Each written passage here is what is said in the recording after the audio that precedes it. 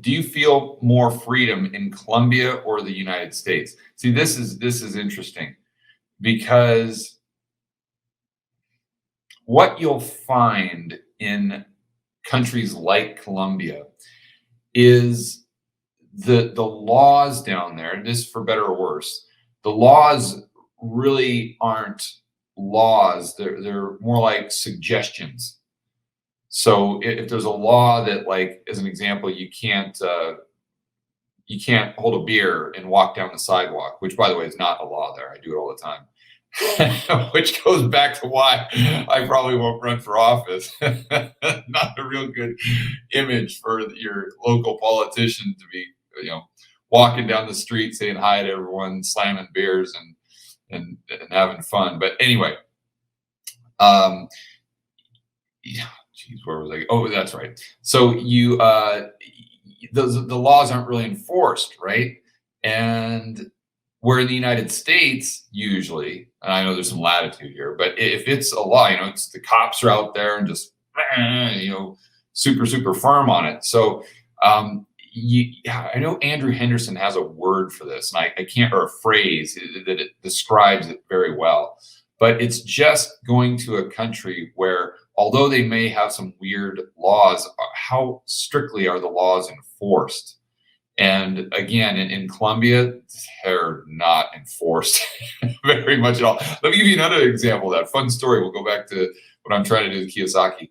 So the place where one of the places I bank with a fiduciary called Alianza Valores in Colombia. I wire money there from the United States, and that's kind of how I get my pesos to buy my properties there.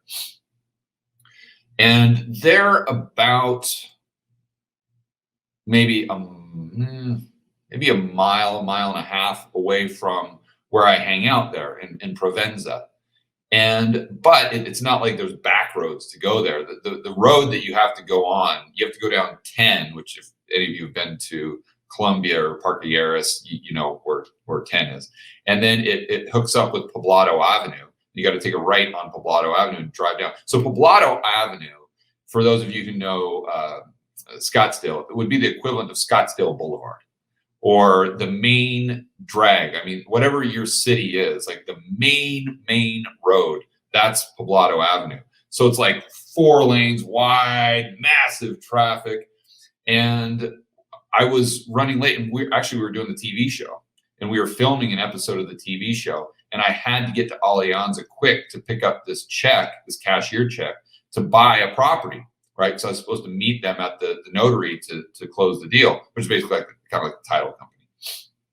So I was running late. I didn't have time to get a cab. I didn't have time to get an Uber. So what I did is I hopped on one of those electric scooters. I'm sure you guys have seen those that you can rent, and you just leave them on the sidewalk there or whatever, and you got the app on your phone. And so I'm like, screw it.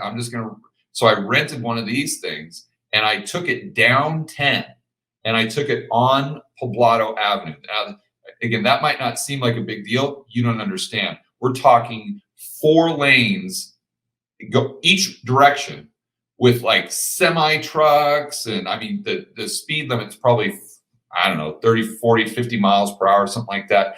But I mean, the main congested road in your, wherever you live, just think about riding an electric scooter right down the middle of it, like a motorcycle. No helmet, nothing. In fact, I had my sport jacket on, jeans and sunglasses. That's it. And I took it down a mile or whatever it was, down Poblado Avenue, driving straight by cops. And they're just look at, yeah, whatever. Now, that most likely was wildly illegal. like you can't do that. Like, no helmet, nothing. And by the way, down there is a helmet law for motorcycles. So you got motorcycles zipping by you in scooters, gas scooters, and they're legally, they have to wear a helmet. But I'm zipping by on an electric scooter, no helmet, in a sport jacket and jeans, sunglasses, going by multiple cops. And they're just, yeah, whatever. You see, that's a story that I think highlights the difference there. So that's why I would say that I think you've got more personal liberty and more personal freedom in a place like Colombia, even if they don't, they don't have like the First Amendment or something like that, because or even if they got some goofy laws, because the laws, they're not even laws. They're just suggestions.